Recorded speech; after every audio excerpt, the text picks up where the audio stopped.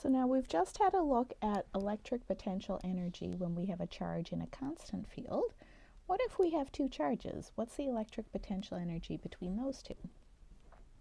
So let's say we have a system and it has two charges, Q and Q0, and they interact via the electric force. That's Coulomb's law.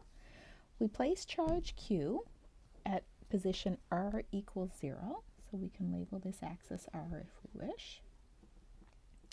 And charge Q0, that's this charge, this moves from point A to point B. So Q0 moves from here to here. And what else will we say? We'll say that these two charges are a distance. When we write down Coulomb's law, we say KQ1, Q2 over R squared. R stands for the distance between the two charges, so let's put that in our diagram as well. Okay, our question asks, what is the potential energy of this system of charges? We know that work is related to potential energy, so let's start with work. Work equals the integral from point A to point B, F dot dr. We're integrating with respect to the path or over the path. Dr means a little bit of the path along which we move, so let's identify a little bit of that path. So there's our vector dr. This is a scalar product, so let's put in what we remember about scalar product. We've got magnitude of f times magnitude of dr times the cosine of the angle between our force and our displacement. Okay, now I really want to think carefully about the sign of the work done. What happens if both of our charges are positive? So if we have a plus plus or a minus minus. Well, when that happens, the force between them is repulsive. If it's repulsive, then my force is going to be parallel to my displacement delta r, and my cosine theta will be cosine of 0, which will be positive. It's just equal to 1, and my work will be positive. So if they have the same sign, the force on our charge here is going to be pushed away parallel to the displacement, positive work. Well, what if we have a plus and a minus charge and we're moving along this path? Well, the force between those two charges is attractive. And that means that my force, I don't really have a symbol for anti-parallel, so I'm going to write the word anti above my parallel symbol, delta r. So if this one's positive and this one's negative, the force is this way, but my path is this way. So the work done by my electric force would be negative. Okay, let's remember that my force is equal to K times the first charge times the second charge divided by the distance between them squared. Let's get this expression in for our work over here. Work is equal to the integral from point A to point B, K times Q times QO divided by R squared times dr. Okay, let's think carefully as we make the jump from this line to this line. So for my f, I've put in this expression. For my dr, I've got dr. Cosine theta, that's the bit that takes care of whether or not my work is positive or negative. If my two charges are the same sign, we've established that theta would be 0, so cos theta would be 1, and my work would be positive. So if I put in a plus and a plus here, that's going to give me a positive work. Okay, so this is okay. Likewise with minus minus, if I have two minus charges, minus times minus is going to be a positive, which would be a positive work. Minus minus says my force is parallel to my displacement, positive work. If I have opposite signs, then my force and my delta are anti-parallel. This angle is 180 degrees. Cosine of 180 is minus 1, and my work done is negative. When I come down to this line, K times a plus times a minus would give me a negative work. So this cosine theta is taken care of if we include the sign of our charges. So in our expression for work, we include the signs of charges. And we do that to make sure we get the correct sign for our work. That's really important. Okay, from here, we should be able to deal with this integral. Let's take our constants out front. K times Q times QO outside the integral from A to B. 1 over r squared times dr. I'm assuming that you students are all familiar with this form of integral, your power law integral. So I've got k times q times qo. The integral of 1 over r squared is minus 1 over r, and has to be evaluated at our limits of b and a.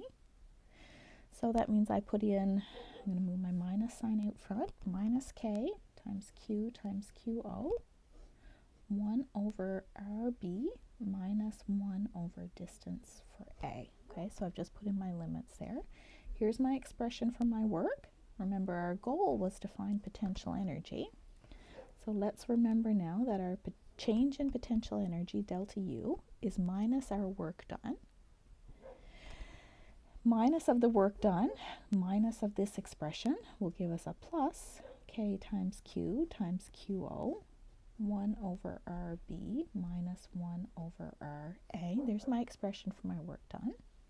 Let's remember, what do we mean by delta U? That's our final potential energy. Take away our initial potential energy. So, and delta U is UB subtract UA, just from our definition of a delta. Let's put those two things together. UB subtract UA equals KQ times QO times 1 over RB, subtract K times Q times Q0 divided by RA. So here's an expression for our potential. If we look at this, we see UB goes with KQQO over RB, UA goes with KQQO over RA. Means in general, our expression for potential energy is K times Q times QO divided by R. What notes will we put in here? We have to include the sign of charge.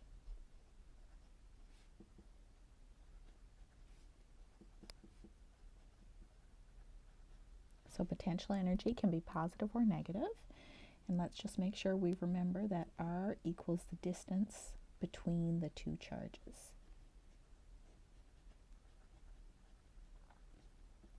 Okay, so now we have our expression for our electric potential energy due to 2-point charges.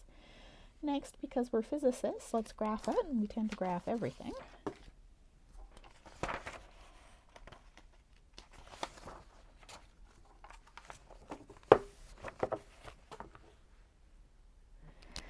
So let's do the graph for both cases. What if our charges are the same sign, or what if our charges are opposite signs? We'd like to plot our electric potential energy U as a function of distance between the charges. So to do this, we're going to remember that U is equal to K times Q times QO divided by the distance between the charges. If we look at this expression, this shows us that our electric potential energy U depends on 1 over R. So there's one bit of information we know. If our charges are both positive or both negative, so plus, plus, or minus, minus, that means our U is going to be positive. If our charges are opposite, one is plus and the other is minus, then our U is going to be negative. Okay, that's important. The last thing we might like to sort out before we draw our graph is what happens if R is very small and what happens if R is very big. So if R is very small, if R tends to 0, then we've got U equals K times Q times QO divided by a very small number. That means our U value gets to be very big. Okay, for the case where they're both the same charge, it'll be a big positive number. Where they're opposite charges, it'll be a big negative number. What happens if our R gets very big? Well, if this number is really big, then this number is really small.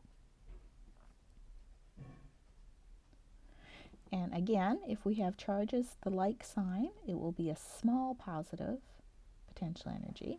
Opposite sign, a small negative potential energy. I think we're ready to draw this graph now. So it starts at a big potential energy, curves as 1 over R, and goes towards a small potential energy. Everything stays positive here. Over here on this graph, it starts from a big negative number, curves as 1 over R, towards a small negative number. So that's what our potential energy graphs would look like.